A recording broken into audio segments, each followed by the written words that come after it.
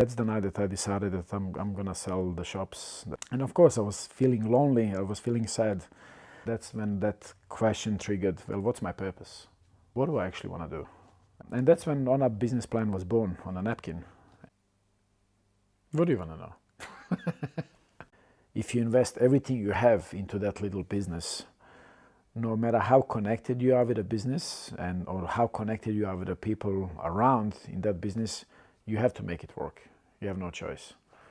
And I think as a business owner, that's probably foundation of all of us. It's resilience. For example, in 2003, when I started the very first business, which was not ONA Coffee, it was Hansel and Gretel. It was the only business we had.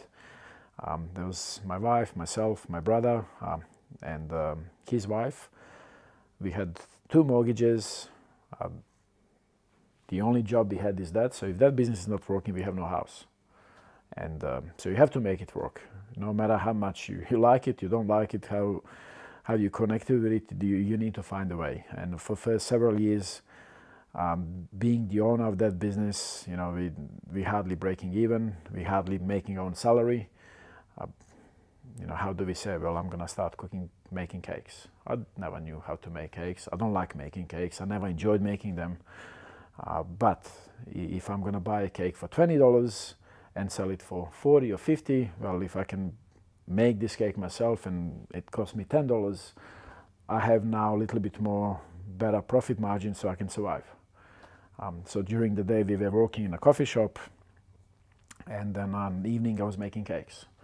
And Betty would, you know, have an afternoon break or be with the kids, and then by the time I go to bed midnight, she would wash dishes after me. So, but you obviously, you know, I did not have a global team, but we had Betty and myself, and that's all we, you know, and my brother and his wife as well. So that was our team. But after several years, you know, being a little bit more comfortable and surviving this crisis, that we don't have to do all of these things, even though we're not connected with them, that's when we started standing on our feet, and that's when we realized, well, what do I actually want to do? And that's when that question triggered, well, what's my purpose? Why am I in this coffee shop now for 5 years, since 2003 till 2006 and 7, and what do I want to achieve by working? What value do I want to add to people? And that's when ONA business plan was born on a napkin, and in a pub with conversation with a few of the colleagues, and I wrote, I want to make the best coffees I can. And adventure started. 2008, ONA was born with that strong purpose to make exceptional coffees. We bought a coffee roaster in our home, in a garage, renovated a shop, you know, ourselves, bought a tiles on a rubbish heap, benches, done electricity on my own, done some courses on carpeting, bricklaying. Luckily back then red bricks were famous in the fit out, so I could lay bricks really rough, and that worked. So, and that's how ONA was born. So like of course a lot of passion, a lot of drive. I invested a lot of time in myself, in, you know, bettering myself, learning how to cup, learning how to roast, going to Melbourne, tasting coffees anytime I can. Started competing so I can learn, and that was beginning 2008. But that passion and that drive and that sort of purpose for coffee, that why for coffee was really strong for me. And for me, when I'm with a coffee, when I'm tasting coffee, making coffee, it was not work. It was fun. It was enjoyable moment, and it's always been smiles on my face. You know, often Betty would ask me to make a coffee in the garage, in my roastery, and I would go to the garage to make coffee, but 40 minutes later I'm still there making coffees, you know, dialing espressos, and she's opening up the door. Are you coming with this coffee? So I would lose myself in the time. Still do.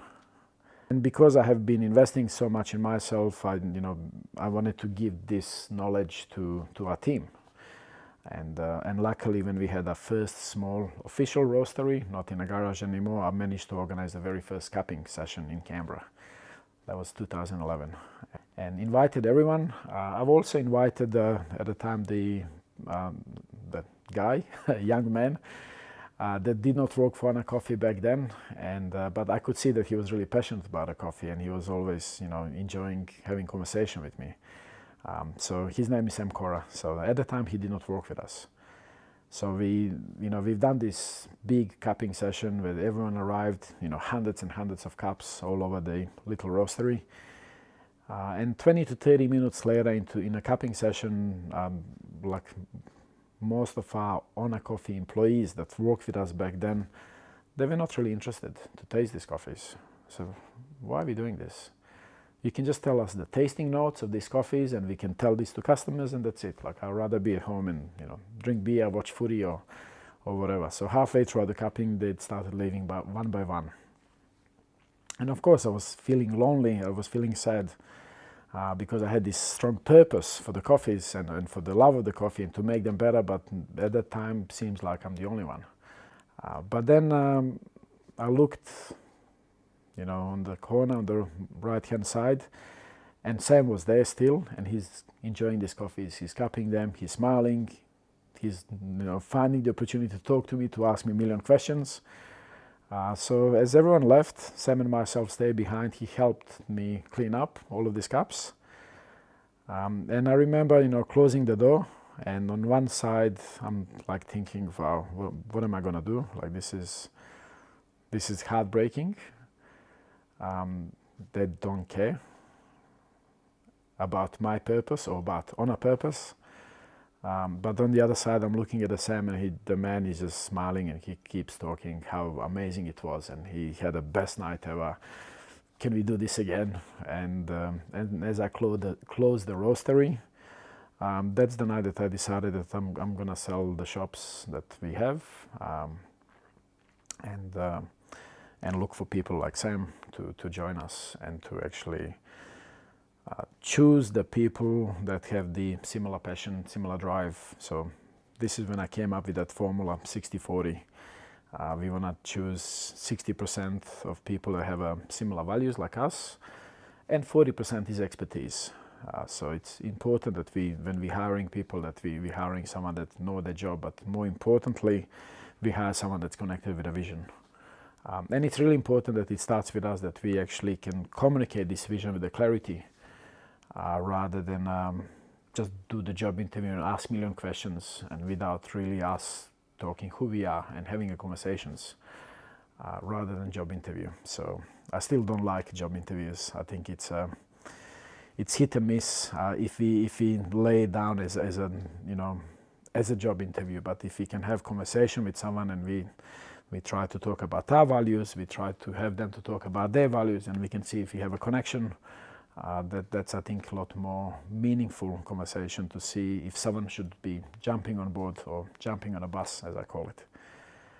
So that was the night that I realized that yes, we need to have a strong purpose, which is a first P, but we also need to have a people, which is a second P, in order to achieve something. And only in the last several years I developed my final P of my triple P formula, which is places. I mean, we need to go to places together in order for us to go somewhere. This is where the idea of ONA Bus was born, because we are on a journey and we are together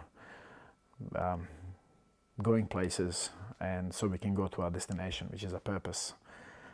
But we cannot work alone, especially not in our industry. Like in the coffee industry, we rely on the farmers picking the coffees, on our producers fermenting and processing the coffees, to our teams roasting, cafe owners, baristas, and on and on. So I think that out of all of three P's, that people circle is the most important one. So I think many people now, when they look at ONA Coffee and when they look at all of these amazing people that we have with us, that have been with us 5, 10, 15 plus years, and they ask, wow, this is really cool, like how did you manage to keep them around for this long? But I think any great thing that we do and we achieve, and I think this is the biggest asset to our company, it's our people. It comes from the failures. So no matter what we do and what you do and what failures you have, it's not a failure. It's actually opportunity for us to excel in something, and opportunity for us to maybe even become industry leaders in something. And I truly pride myself and our team on holding us together, and because of the team that we have, ONA is what it is today. So that's that. Cheers.